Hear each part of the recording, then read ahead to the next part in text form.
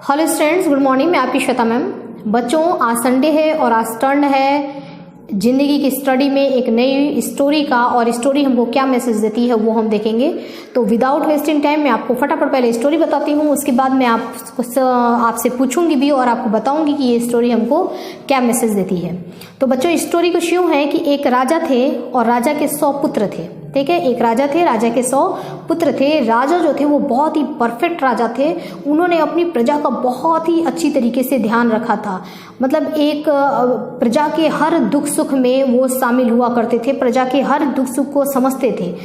अब धीरे धीरे क्या हुआ कि राजा का धीरे धीरे वो ओल्ड होते गए और अब उनको राजा भी बीमार भी रहने लगे। तो राजा को ये लगा कि अब किसी भी क्षण जो है मेरी डेथ हो सकती है, मेरी मृत्यु हो सकती है। तो मरने से पहले मैं नेक्स्ट राजा जो है उनको सेलेक्ट करके जाऊं, मतलब एक उत्तराधिकारी बना करके जाऊं। और राजा ये भी चाहते थे कि मैं जिस तरीके का राजा था, मैंने अपनी प्रजा को अपने परिवार की तरह से पाला है, तो नेक्स्ट जो राजा हो वो भी उसी तरीके से बुद्धिमानी से, बिना कुछ बहाना लगाए, मतलब बुद्धिमानी से प्रजा का ध्यान रखे। ठीक है, इस तरीके का एक परफेक्ट राजा का चुनाव उनको करना था। तो उन्होंने यही सोचा कि भाई मरने से पहले मुझे क्या करना है कि एक परफेक्ट राजा का सिलेक्शन मुझे करके जाना है। ठीक है, अब इसके लिए उनके पुत्र थे टोटल 100, राजा के 100 पुत्र थे। अब 100 पुत्र में से कौन सा उनका पुत्र जो है वो राजा बनने के योग्य है, ऐसा उनको पता करना था। इसके लिए राजा ने क्या किया कि उन्होंने कुछ सोचा और सोचने के बाद उन्होंने अनाउंस करवाया कि कल जो राजमहल है वहाँ पर भोज होगा, है ना, एक काफ़ी अच्छी सी पार्टी होगी, भोज होगा, 56 भोग, मतलब काफ़ी अच्छा भोजन कराया जाएगा। और उस भोजन जो वो वहाँ पे भोजन कराया जाएगा उसमें 100 पुत्रों को वहाँ पे पार्टिसिपेट करना है। सभी आएंगे, 100 पुत्र आएंगे और उनको भोजन कराएगा, सिर्फ उनको ही भोजन कराया जाएगा। तो इस तरीके से सबको इनवाइट किया गया। 100 पुत्र वहाँ पर आए नेक्स्ट डे भोजन करने के लिए, वहां पर सारी व्यवस्था की गई। और जैसे ही 100 पुत्र आए सबको बैठाया गया। ठीक है, सिस्टमेटिक ढंग से सबको बैठाया गया और सबके सामने थाली रखी गई और अच्छी तरीके से स्वादिष्ट जो 56 भोग जो भोजन बने हुए थे वो भोजन सबको परोसा गया। ठीक है, लेकिन वहां पर राजा नहीं थे। राजा जो है वो छुप करके दूसरी जगह से ये सारा दृश्य देख रहे थे। उनके सिर्फ 100 पुत्रों को ही भोजन वहां पे कराया जा रहा था। राजा वहां से दूर थे। ठीक है ना, वो छुप करके देख रहे थे।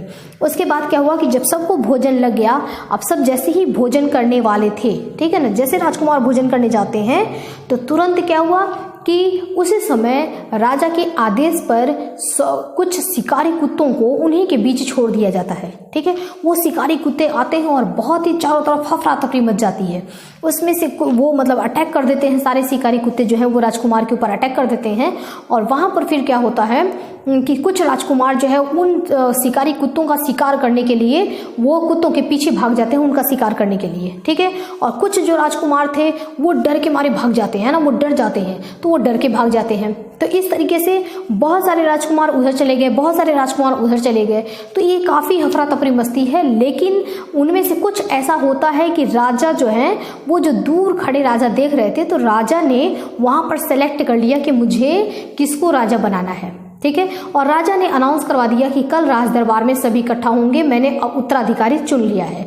सबको आश्चर्य था कि वहां तो ऐसे अफरा तफरी मच गई थी, फिर राजा ने ऐसा क्या सोचा, किसको उत्तराधिकारी बनाएंगे। नेक्स्ट डे हुआ, नेक्स्ट डे अनाउंस हुआ था जैसा, उसी हिसाब से सारे के सारे जो है राजकुमार वहां पे राज दरबार में आए। जब राजकुमार सारे राज दरबार में आए तो राजा ने उनसे पूछा कि क्या तुमने भोजन किया, भोजन कैसा था। तो उसमें से बहुतों ने बताया कि भोजन तो हम कर ही कहाँ पाए, है ना, इतना मतलब अच्छी व्यवस्था नहीं थी। मतलब कैसे है हमारे सैनिक की इस तरीके का ऐसी लापरवाही होती है, जैसे भोजन के लिए हमको बैठाया तुरंत शिकारी कुत्ते आ गए, तो हम भोजन कर कहाँ पाए, हम तो चले गए थे शिकारी कुत्तों का शिकार करने के लिए, उनको मारने के लिए उनके पीछे चले गए थे। कुछ ने कहा कि हम तो डर के भाग गए थे, इतने भयंकर वो शिकारी कुत्ते थे कि डर के भाग गए थे। तो इस तरीके से राजकुमारों ने अपनी अपनी बातें कही। लेकिन उनमें से एक राजकुमार था, उसने कहा कि मैंने भोजन किया और भोजन बहुत ही स्वादिष्ट था। तो सबको आश्चर्य होता हुआ, जितने राजमहल में इकट्ठे थे सबको आश्चर्य हुआ। फिर राजा ने पूछा कि तुमने भोजन कैसे किया। ठीक है, तो वो क्या कहते हैं, जो राजकुमार थे जिन्होंने भोजन किया उनका आंसर सुनिए। वो कहते हैं कि जब शिकारी कुत्तों ने अटैक किया तो हुआ यूं कि मेरे 99 जो भाई हैं वो उनमें से कुछ जो हैं वो चले गए शिकार करने के लिए और कुछ जो है वो डर के भाग गए। तो इस तरीके से मैं अपनी थाली लेकर के आराम से मैं बैठ के खाना खाना शुरू किया, ठीक है। और शिकारी कुत्ते जैसे ही मेरी तरफ भी आते थे अटैक करने के लिए तो तुरंत मैं क्या करता था कि 99 थाली खाने का थाली जो है मेरे सामने पड़ा हुआ था, है ना। तो जैसे ही वो अटैक करने आते थे मैं क्या करता था, एक जो थाली था वो खाने से पूरा भरा हुआ, 56 भोग से भरा हुआ, मैं थाली उनकी तरफ खिसका देता था।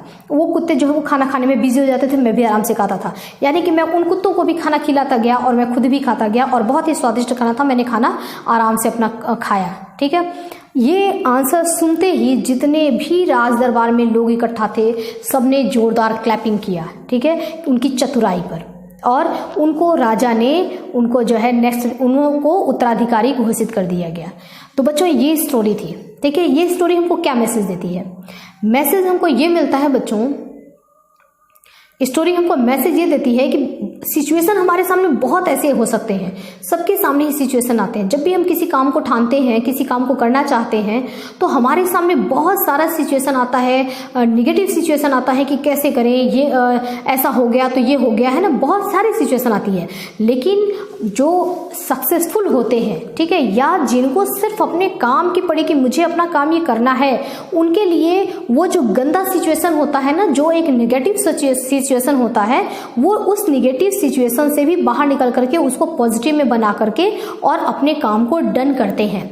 बच्चों इससे आपको क्या, जैसे देखिए ये जिंदगी की स्टडी है तो जाहिर सी बात है कि ये इस स्टोरी का इफेक्ट हम सबके ऊपर है, मेरे ऊपर भी है, ठीक है, सबके ऊपर होता है। मुझे भी बहुत सारा कुछ ऐसा काम करना रहता है लेकिन बहुत सारी समस्याएं रहती हैं कि करें कैसे, तो उनमें से एक रास्ता बनाना पड़ता है ना, कि ऐसे करेंगे। बहाना थोड़ी बना सकते हैं कि ऐसा ऐसा था तो हमने नहीं किया, ठीक है। हमको जो नहीं किया, जो बहाना बनाते हैं वो केवल बहाना ही बनाते हैं, और जो काम करने वाले हैं वो उनमें से ही, उन मुसीबतों में से ही रास्ता बनाते हैं कि हमको ये काम करना है, ठीक है।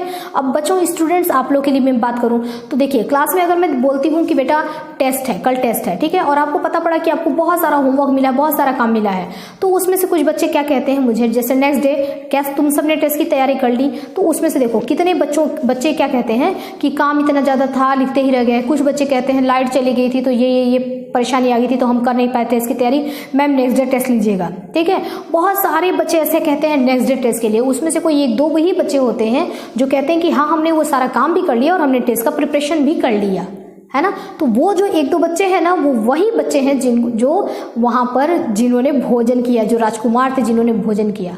तो इससे हमको शिक्षा यही मिलती है कि सिचुएशन चाहे कुछ भी हो, हमको बहाना नहीं लगाना है, बल्कि हमको रास्ता ढूंढना है कि हम वो काम डन कैसे करेंगे।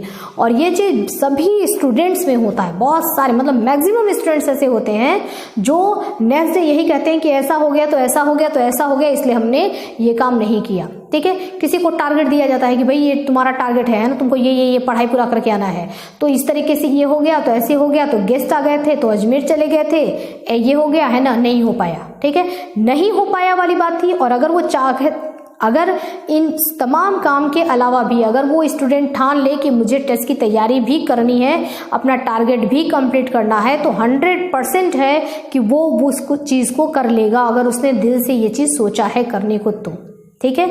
तो बच्चों कुल मिलाकर के हमको इससे मैसेज यही मिलता है कि सिचुएशन हमारे सामने, हमारे ही नहीं मतलब पूरी पृथ्वी पर जितने लोग हैं, कोई भी काम करने जाता है तो उसके सामने पॉजिटिव और नेगेटिव बहुत सारे सिचुएशन रहते हैं, लेकिन नेगेटिव सिचुएशन में भी हमको एक पॉजिटिव वे ढूंढना है और हमको वो काम करके दिखाना है, कभी भी हमको बहाना नहीं बनाना चाहिए, ठीक है बच्चों।